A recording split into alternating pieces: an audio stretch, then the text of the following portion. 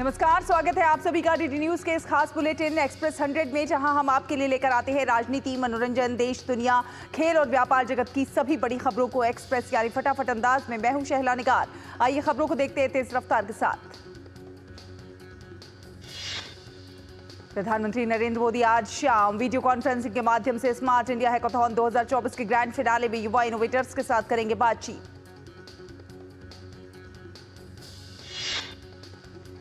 Grand finale में 1300 से अधिक छात्र टीमें भाग लेंगी। इस अवसर पर पीएम मोदी टीमों को संबोधित भी करेंगे। स्मार्ट इंडिया हैकाथॉन का 7वां संस्करण देश भर में 51 नोडल केंद्रों पर शुरू होगा। सॉफ्टवेयर संस्करण 36 घंटे तक नॉन स्टॉप चलेगा, जबकि हार्डवेयर संस्करण 11 से 15 दिसंबर तक जारी रहेगा। इस वर्ष 54 मंत्रालयों, विभागों एवं राज्य सरकारों, सार्वजनिक उपक्रमों और उद्योगों द्वारा 250 से अधिक समस्या विवरण प्रस्तुत किए गए। स्मार्ट इंडिया हैकाथॉन को लेकर छात्र छात्राओं में काफी उत्साह है। छात्रों का कहना है कि इनोवेशन से जो सीखा है वो बेहद फायदेमंद होता है और कैसे प्रेरणा देता है, कैसे देश को आगे बढ़ाया जाए। राष्ट्रपति द्रौपदी मुर्मू आज नई दिल्ली में राष्ट्रीय पंचायत पुरस्कार करेंगी वितरित। विभिन्न श्रेणियों में 45 विजेताओं को दिए जाएंगे पुरस्कार। इस अवसर पर केंद्रीय मंत्री एसपी सिंह बघेल के साथ अन्य गणमान्य व्यक्ति सम्मान समारोह में शामिल होंगे। पंचायती राज मंत्रालय ने वर्ष 2022-23 के लिए प्रतिष्ठित राष्ट्रीय पंचायत पुरस्कार विजेताओं की घोषणा की। इस वर्ष 1,94,000 ग्राम पंचायतों ने प्रतियोगिता में भाग लिया। राष्ट्रपति द्रौपदी मुर्मू उत्कृष्ट पंचायतों को सम्मानित करेंगी। संसद के शीतकालीन सत्र के दौरान आज लोकसभा में 2 विधेयक चर्चा के लिए पेश किए जाएंगे। लोकसभा में रेल संशोधन विधेयक 2024 पर आगे की चर्चा होगी। रेल संशोधन विधेयक को 4 दिसंबर को रेल मंत्री अश्विनी वैष्णव ने पारित किए जाने के लिए पेश किया था। इस विधेयक के माध्यम से रेल अधिनियम 1989 में और संशोधन किए जाएंगे। इसके साथ ही लोकसभा में आपदा प्रबंधन संशोधन विधेयक 2024 पर चर्चा होगी। इस विधेयक के माध्यम से आपदा प्रबंधन के क्षेत्र में कार्यरत प्राधिकरणों और समितियों की भूमिका में अधिक स्पष्टता लाई जाएगी। राज्यसभा में आज बैंक कार्यविधियां संशोधन विधेयक 2024 पर चर्चा को और आगे बढ़ाया जाएगा। इस विधेयक को लोकसभा से 3 दिसंबर को पारित किया गया था। वक्फ संशोधन बिल पर बनी जेपीसी की आज एक महत्वपूर्ण बैठक होगी। आज होने वाली बैठक में दारुल उलूम देवबंद के नुमाइंदे भी शामिल होंगे। उपराष्ट्रपति जगदीप धनखड़ आज जयपुर के 1 दिवसीय दौरे पर रहेंगे। इस दौरे पर उपराष्ट्रपति जयपुर स्थित श्री सोहन मेमोरियल कौशल विकास केंद्र का उद्घाटन करेंगे। आज गीता जयंती है और इस मौके पर कुरुक्षेत्र में सुबह 11 बजे राष्ट्र गौरव को समर्पित 1 मिनट एक साथ गीता पाठ का वैश्विक अभियान चलाया जाएगा। इसके साथ ही यहां गुरुकुल के 18,000 छात्र एक साथ भगवत गीता के श्लोकों का पाठ करेंगे। पाठ के दौरान पवित्र ग्रंथ गीता के पहले श्लोक, मध्यस्थ और अंतिम श्लोक का उच्चारण किया जाएगा। इस वैश्विक गीता पाठ में हरियाणा, पंजाब, दिल्ली, उत्तर प्रदेश के साथ साथ देश के अन्य राज्यों और विदेशों से करीब 1.5 करोड़ लोग ऑनलाइन माध्यम से जुड़ेंगे। राइजिंग राजस्थान इन्वेस्टमेंट समिट का आज अंतिम दिन। कल दूसरे दिन प्रवासी राजस्थानी सम्मेलन आयोजित किया गया। सम्मेलन में बड़ी संख्या में प्रवासी राजस्थानियों ने शिरकत की। कॉन्क्लेव में प्रवासी राजस्थानियों ने प्रदेश में निवेश को लेकर उत्साह दिखाया। राजस्थान के मुख्यमंत्री ने 10 दिसंबर को प्रवासी राजस्थानी दिवस के रूप में मनाने की घोषणा की। संथाली भाषा को प्रोत्साहित करने के लिए आज से संथाली भाषा में साप्ताहिक समाचार बुलेटिन का प्रसारण। ये भारत के कई राज्यों असम, बिहार, छत्तीसगढ़, झारखंड, ओडिशा, त्रिपुरा, बंगाल में बोली जाती है।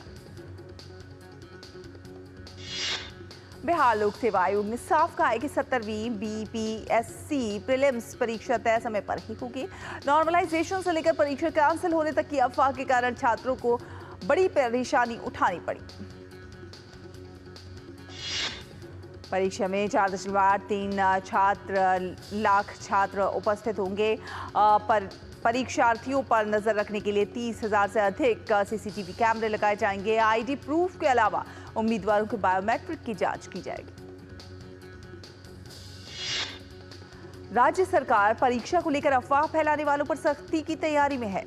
बिहार सरकार ने कहा है कि सरकार छात्रों के साथ है, मगर अफवाह फैलाने वालों पर कार्रवाई की जाएगी। राजधानी दिल्ली में आज से भारतीय समुद्री विरासत सम्मेलन की शुरुआत हो रही है। सम्मेलन का शुभारंभ उपराष्ट्रपति जगदीप धनखड़ करेंगे। 2 दिवसीय सम्मेलन में दुनिया भर के देशों के समुद्री इतिहासकार, पुरातत्वविद और समुद्री शोधकर्ता भाग लेंगे। सम्मेलन में देश की समुद्री विरासत के प्रदर्शन के साथ ही निवेशकों से इस क्षेत्र के विकास का हिस्सा बनने का आग्रह किया जाएगा। कर्नाटक के पूर्व मुख्यमंत्री और पूर्व विदेश मंत्री एसएम कृष्णा का अंतिम संस्कार आज राजकीय सम्मान के साथ मांड्या जिले में उनके गांव में किया जाएगा। एसएम कृष्णा ने मंगलवार को अपने आवास पर 92 साल की उम्र में अंतिम सांस ली। वो लंबे समय से बीमार चल रहे थे। उनके निधन पर कर्नाटक में 3 दिन के राजकीय शोक की घोषणा की गई है। यूपी के प्रयागराज में होने वाले महाकुंभ को भव्य, दिव्य और नव्य बनाने के लिए पूरे शहर के कोने कोने को सजाया और संवारा जा रहा है। प्रयागराज में दुनिया की सबसे बड़ी रंगोली बनाई जा रही है। इंदौर से आई मशहूर रंगोली कलाकार शिखा शर्मा ने 11 टन रंग से रंगोली बनाकर महाकुंभ में आने वाले श्रद्धालुओं को स्वच्छता का संदेश देने की तैयारी की है। करीब 55,000 स्क्वायर फीट एरिया में 11 टन रंग से बनने वाली ये रंगोली लिम्का बुक रिकॉर्ड में दर्ज हो जाएगी और इसके लिए लंदन से लिम्का बुक की टीम प्रयागराज पहुंच चुकी है। गुजरात के एनसीसी कैडेट्स द्वारा अहमदाबाद से दांडी तक निकाली जा रही 410 किलोमीटर पद यात्रा का आज दूसरा दिन है। गुजरात और दादर नगर हवेली के कैडेट इसमें शामिल हैं। साबरमती आश्रम से शुरू हुई ये यात्रा 23 दिसंबर को दांडी नमक सत्याग्रह स्मारक नवसारी में समाप्त होगी। 410 किलोमीटर की इस पद यात्रा में रोजाना करीब 30 से 40 किलोमीटर की दूरी तय की जाएगी। कैडेट्स आश्रम, गुरुकुल, स्कूल और कॉलेज जैसे 12 अलग अलग जगहों पर रुकेंगे। पूरी यात्रा के दौरान कैडेट खादी के कपड़े पहनेंगे। मौसम विभाग ने आज कई राज्यों में तेज वर्षा का अनुमान लगाया है। तमिलनाडु, कराईकल, पुडुचेरी, तटीय आंध्र प्रदेश और रायलसीमा के कई क्षेत्रों में आज तेज वर्षा की संभावना। मौसम विभाग के अनुसार उप हिमालय, पश्चिम बंगाल, सिक्किम, बिहार और उत्तर प्रदेश में घना कोहरा छाए रहने की संभावना। वहीं राष्ट्रीय राजधानी क्षेत्र दिल्ली में अगले 2 से 3 दिन के दौरान कोहरा और धुंध छाए रहने का अनुमान। राजधानी दिल्ली में ग्रैब 4 की पाबंदियां हटने के बाद प्रदूषण का स्तर खराब श्रेणी में बना हुआ है। दिल्ली के कई इलाकों में हल्की धुंध की परत देखी गई। वहीं मुंबई शहर के कई एक हिस्सों में प्रदूषण के कारण धुंध की परत छाई हुई है। केंद्रीय प्रदूषण नियंत्रण बोर्ड सीपीसीबी के अनुसार वायु गुणवत्ता सूचकांक 131 दर्ज किया गया। हिमाचल प्रदेश में शिमला सहित कई जिलों में जमकर बर्फबारी हुई। ताजा बर्फबारी के बाद तापमान में आई गिरावट। आसपास के क्षेत्र में शीतलहर चली। बर्फबारी के कारण स्थानीय लोगों को रोजमर्रा के काम में दिक्कतों का सामना करना पड़ रहा है। लोग अलाव का सहारा ले रहे हैं। हालांकि पर्यटकों ने बर्फबारी का आनंद उठाया। नीति आयोग के सीईओ वी.आर. सुब्रमण्यम ने कहा है कि 2047 तक भारत की इकोनॉमी को $3 ट्रिलियन से $30 ट्रिलियन करना है। इसके लिए एडमिनिस्ट्रेटिव रिफॉर्म की है जरूरत। वक्त एक छोटे से ब्रेक का हुआ है। ब्रेक के उस पार खबरों का सफर जारी है। देखते रहिए एक्सप्रेस 100।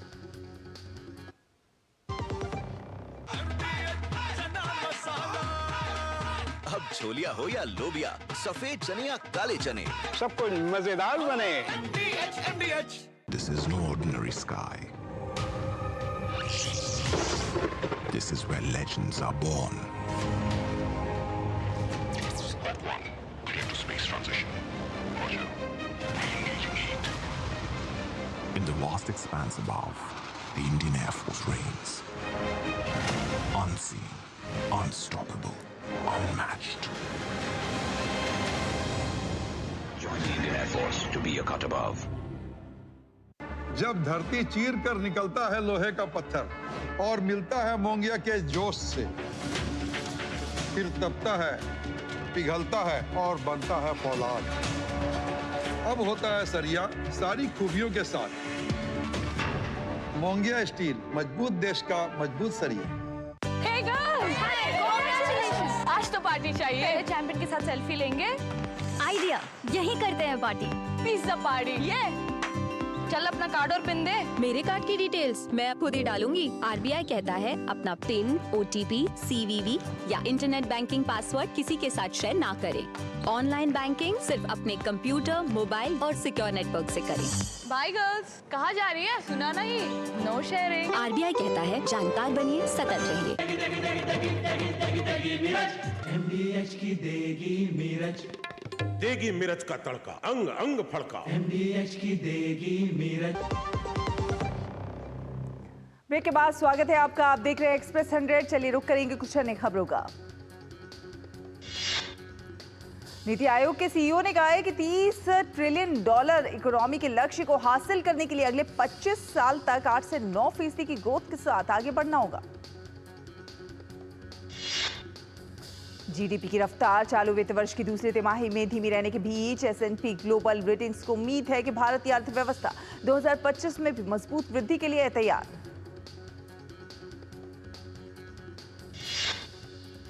S&P ग्लोबल रेटिंग्स के अर्थशास्त्री विश्रुत राणा ने कहा कि मजबूत शहरी खपत, सेवा क्षेत्र में स्थिर वृद्धि और बुनियादी ढांचे में जारी निवेश से 2025 में अर्थव्यवस्था को मजबूती मिलेगी।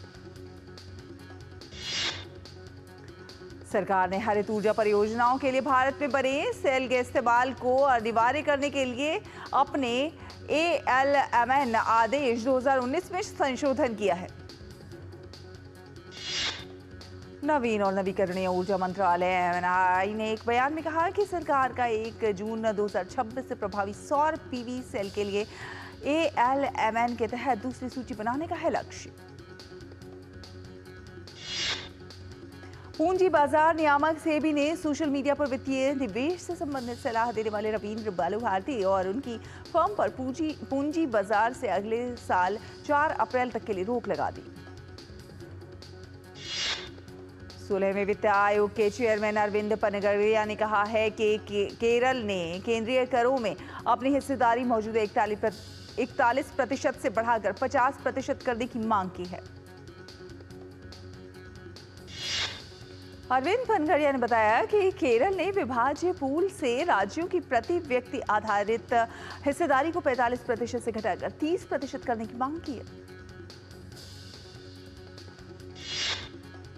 एनटीपीसी रिन्यूएबल एनर्जी को solar energy corporation of India से 500 मेगावाट क्षमता की सौर परियोजना मिली। वहीं आधिकारिक बयान में कहा गया है कि 9 दिसंबर 2024 को आयोजित नीलामी में 1000 मेगावाट की कुल क्षमता के साथ ऊर्जा भंडारण प्रणाली की स्थापना भी शामिल।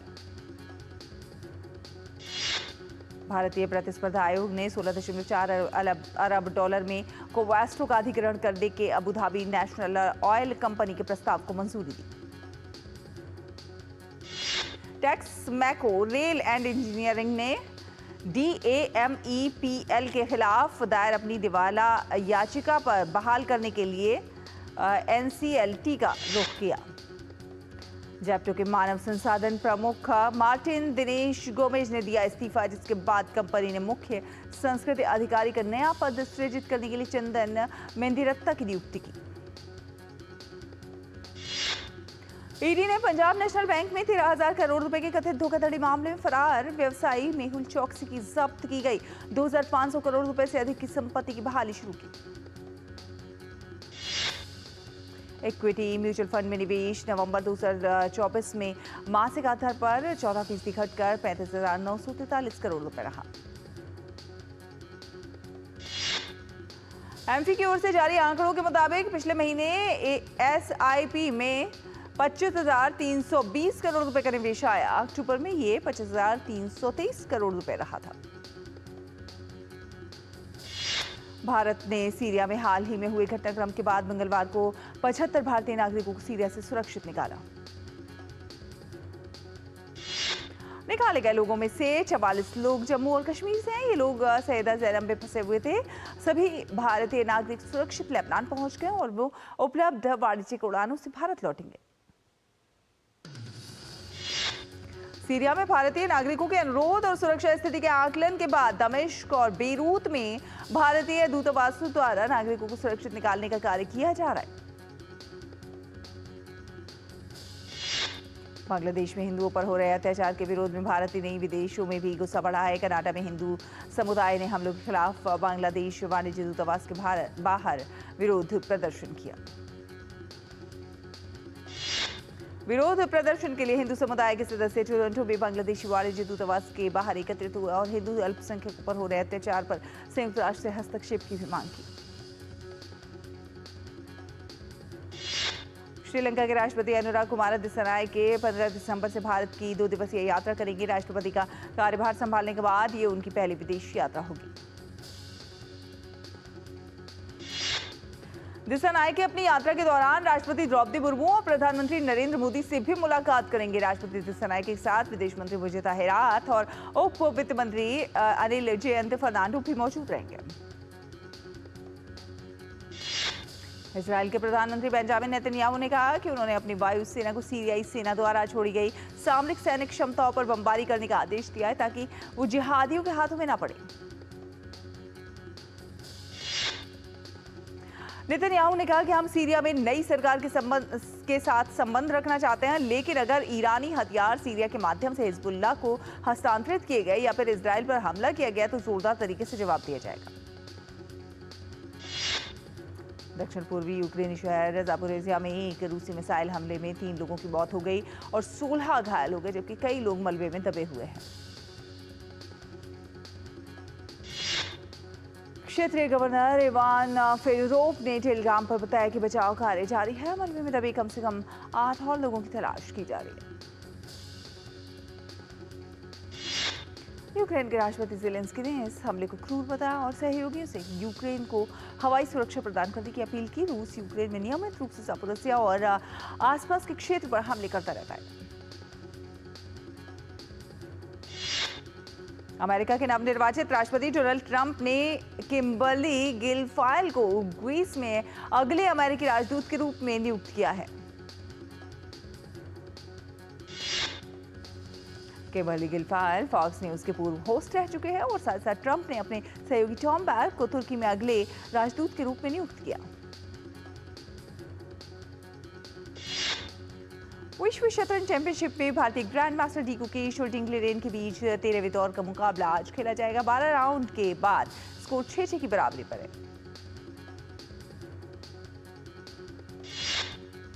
भारत और ऑस्ट्रेलिया की महिला क्रिकेट टीम के बीच खेली जा रही वनडे सीरीज का तीसरा मैच आज खेला जाएगा। पहले 2 मैच जीतने के बाद ऑस्ट्रेलियाई टीम पहले इस सीरीज को अपने नाम कर चुकी है।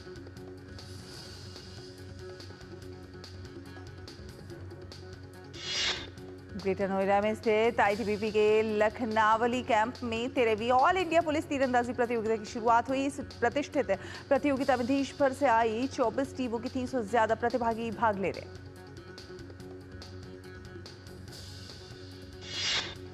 केंद्रीय खेल मंत्री मनसुख मांडविया ने जेएनयू में युवाओं को संबोधित करते हुए कहा कि देश में अपनी विरासत और अपनी गौरवपूर्ण संस्कृति के बल पर 2047 तक विकसित देश बनने के सपने को पूरा कर लेगा। केंद्रीय खेल मंत्री ने युवाओं से आह्वान किया कि वे अपने अंदर की शक्ति को पहचानें और देश को विकसित देश बनाने की दिशा में आगे लेकर आए। दुनिया की नंबर 1 टेनिस खिलाड़ी अरीना सबालेंका को WTA player of the year चुना गया है। सबालेंका ने साल 2024 में 4 खिताब अपने नाम किए। चैंपियंस लीग में रियल मैड्रिड ने अटलांटा को 3-2 से हरा दिया। इस मैच में किलियन एम्बाप्पे ने चैंपियंस लीग में अपना 50वां गोल किया। चैंपियंस लीग में लिवरपूल ने जिरोना को 1-0 से हरा दिया। लिवरपूल के लिए मोहम्मद सालाह ने विजयी गोल किया। इस जीत के बाद लिवरपूल का अंतिम 16 में पहुंचना लगभग तय हो गया। चैंपियंस लीग में बायर्न म्यूनिख ने शख्तर डोनेत्स्क को 5 विकेट से हरा दिया। इस जीत के साथ ही बायर्न की अंतिम 16 में पहुंचने की उम्मीद मजबूत हो गई। चैंपियंस लीग में पेरिस सेंट जर्मेन ने साल्जबर्ग को 3-0 से मात दी। सितंबर के बाद से ये चैंपियंस लीग में पीएसजी की पहली जीत है। रुकेंगे एक और छोटे से ब्रेक के लिए, जल्द हाजिर होंगे। आप देखते रहिए एक्सप्रेस 100। बढ़िया है, चलो। प्राकृतिक हल्दी, मिर्ची, धनिया। नहीं, मिर्ची, धनिया, हल्दी, MDH।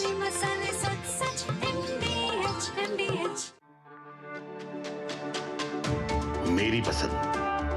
मेरी पसंद। मेरी पसंद। मेरी पसंद। हमारी पसंद। हम सबकी पसंद। मजबूत देश का मजबूत सरिया हो गया स्टील। पापा ने कहा इंजीनियर बनो, बन गया। हस्बैंड बनो, वो भी बन गया। पर मूर्ख बनो तो कहा ही नहीं। देखिए, नकली पेमेंट का SMS, कहते हैं पापा का उधार लौटा रहे हैं, फिर बोलेंगे गलती से ज्यादा पैसे भेज दिए, बेटे बाकी के पैसे वापिस कर दो। आज्ञाकारी बेटा हूं, मूर्ख नहीं हूं। याद रहे, UPI सेफ है, मगर कोई ऐसे बेवकूफ बनाए तो कहो मैं मूर्ख नहीं हूं। Market access, resources, infrastructure, skills. Rajasthan has it all. With the vision of PM Narendra Modi and CM Bhajanlal Sharma, explore endless opportunities at the Rising Rajasthan Global Investment Summit. Register today. आपके घर के खाने में restaurant जैसा स्वाद ले आए MDH का शाही पनीर मसाला। पनीर को क्या मस्त बना डाला।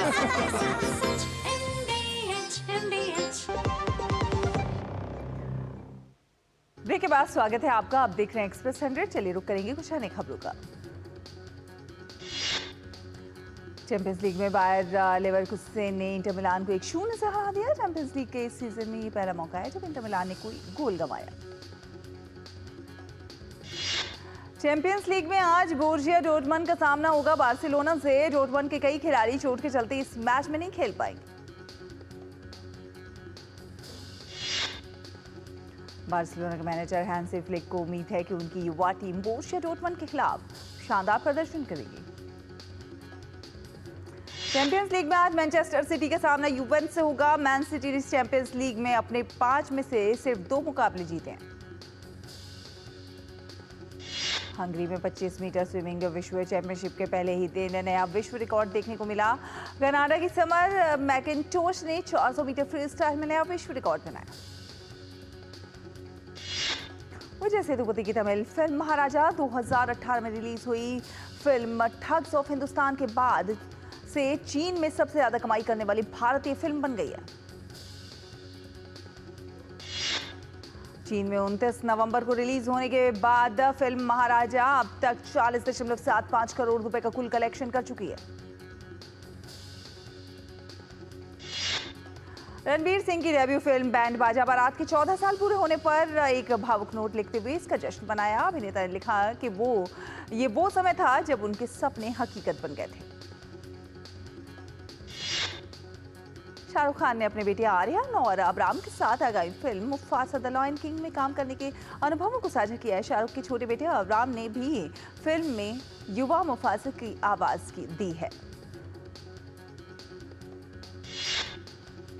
कान winning film all we imagine as light को पुष्पा 2 की वजह से नहीं मिली स्क्रीन, जिसे लेकर विक्रमादित्य ने सिनेमा घरों पर कटाक्ष किया है। साथ साथ फिल्म पुष्पा 2 को दी गई स्क्रीन की संख्या का एक स्क्रीनशॉट भी साझा किया है। फिल्म पुष्पा 2 ने रिलीज के छठे दिन 38.58 करोड़ रुपए की कमाई की है। इसी के फिल्म ने अब तक कुल 632.03 करोड़ रुपए का कारोबार कर लिया। अभिनेत्री रश्मिका मंदाना अपनी फिल्म पुष्पा 2 के प्रमोशन के लिए मुंबई के जुहू पहुंची और इस दौरान रश्मिका के फैंस ने लाल गुलाब देकर उनका स्वागत किया। सुजॉय घोष ने फिल्म पुष्पा 2 की तारीफ करते हुए कहा है कि उन्हें फिल्म को देखने में बहुत मजा आया और सबसे महान जादूगर अल्लू अर्जुन ने उन्हें सम्मोहित कर लिया। अभिनेत्री श्रद्धा कपूर ने 2010 में रिलीज हुई अपनी पहली फिल्म तीन पत्ती की असफलता पर बात करते हुए कहा है कि वो फिल्म के बाद काफी टूट गई थी क्योंकि उन्होंने इसके असफल होने की उम्मीद नहीं की थी। कोरियोग्राफर जानी मास्टर ने dancers and dance directors association से अपने निष्कासन की अफवाह को निराधार बताते हुए इसे खारिज किया है। वरुण धवन की film baby John box office पर 25 दिसंबर 2024 को होगी release. Film baby John Salman Khan का होगा कैमियो। पुष्पा 2 के बाद फहद फासिल अपनी पहली Bollywood film idiots of Istanbul के लिए है तैयार। ये एक अपरंपरागत प्रेम कहानी है जिसमें उनके साथ तृप्ति डिबरी मुख्य भूमिका में होंगी। प्राजक्ता कोहली और रोहित सराफ की रिलीज मिसमैच्ड सीजन 3 13 दिसंबर को नेटफ्लिक्स पर होगी रिलीज।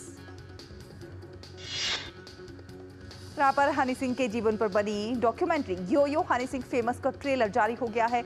डॉक्यूमेंट्री 20 दिसंबर 2024 को नेटफ्लिक्स पर रिलीज होगी। रूपाली गांगुली पहली बार अपनी सौतेली बेटी ईशा के आरोपों पर खुलकर बोलती भी नजर आईं। उन्होंने कहा कि ऐसी चीजें उन्हें प्रभावित करती हैं।